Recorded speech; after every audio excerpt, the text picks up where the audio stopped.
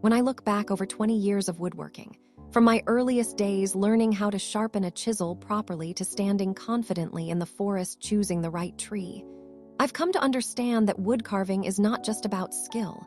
It's about respect, patience, and vision. Welcome back to the channel, where wood is more than material and craftsmanship is a way of life. Today's journey begins not in the workshop, but in nature itself, at the source of every great carving.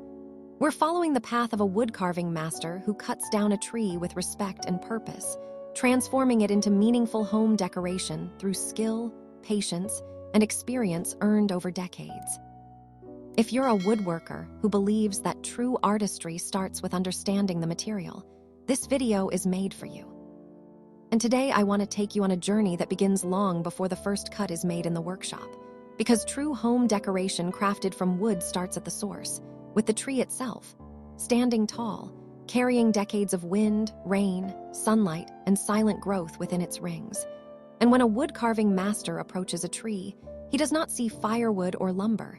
He sees potential, character, and responsibility. Because cutting down a tree is not an act of destruction when done with intention, it is a transformation, a transition from living form to lasting art. And after 2 decades in this craft, I can tell you that the moment you choose a tree sets the tone for everything that follows, from the strength of the grain to the story the final piece will tell.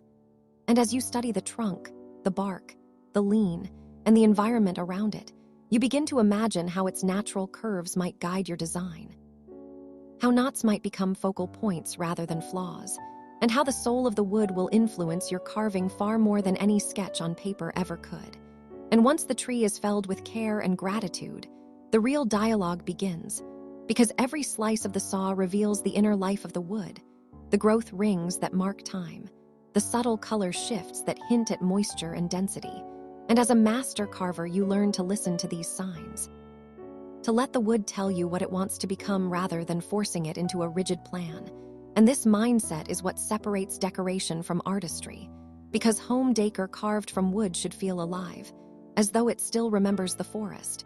And as you transport that raw material into the workshop, you're not bringing in a blank canvas, you're bringing in a partner, one that demands attention, humility, and deep understanding. And over the years, I've learned that rushing this stage is the biggest mistake any woodworker can make, because drying, stabilizing, and preparing the wood is just as important as the carving itself. And patience here pays off in decades of durability and beauty, especially for home decoration pieces that will live in changing light, temperature, and humidity. And as the wood rests, your ideas begin to take shape. Not as rigid designs, but as evolving concepts inspired by the grain patterns you've uncovered. And when the time finally comes to carve, the first cuts are always the most sacred, because they establish rhythm, confidence, and direction. And whether you're carving a sculptural wall piece, a decorative panel, or a statement object meant to anchor a room, your hands must move with both strength and sensitivity, because wood rewards decisive cuts but punishes hesitation. And this balance is something only time can teach. And as the chips fall and the form slowly emerges, you begin to see how the natural flow of the wood enhances the design, how a slight curve becomes more expressive when aligned with the grain, how deeper cuts create dramatic shadows that change throughout the day, turning the decoration into a living element within the home.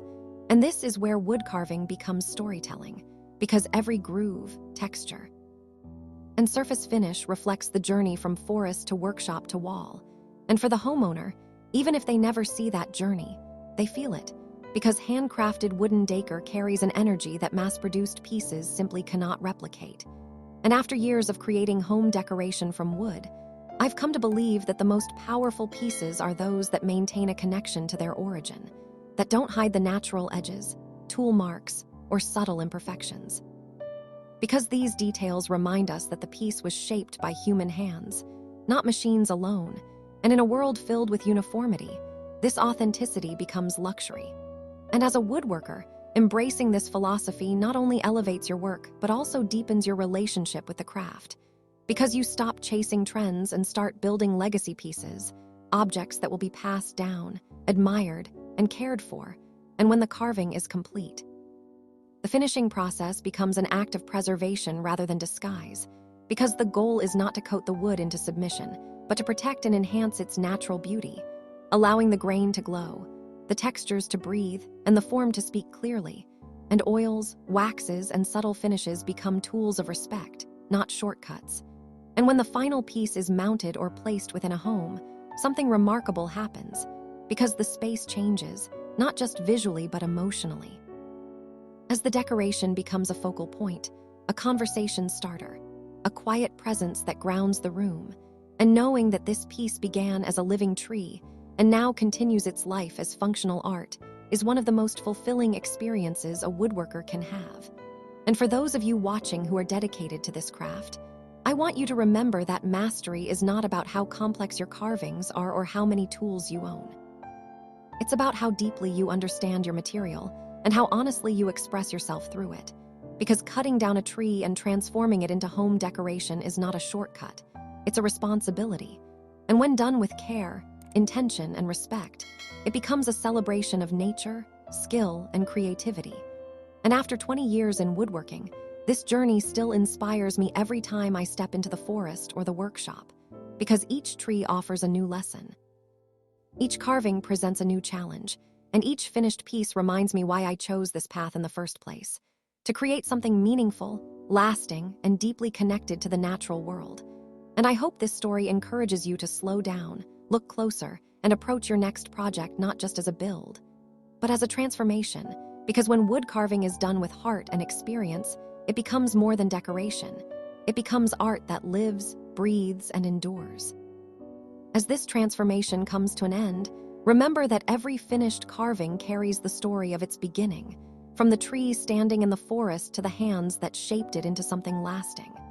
After 20 years in woodworking, I've learned that true mastery isn't about speed or perfection, but about respect for the wood and the journey it takes. I hope this story inspires you to slow down, work with intention, and see every piece of wood as an opportunity to create something meaningful for the home and for the future. If you found inspiration in today's video, your support truly matters. Take a moment to like, share, and leave a comment below, because your encouragement helps this faceless channel grow and keeps traditional craftsmanship alive. Until next time, keep carving, keep learning, and let the wood guide your hands.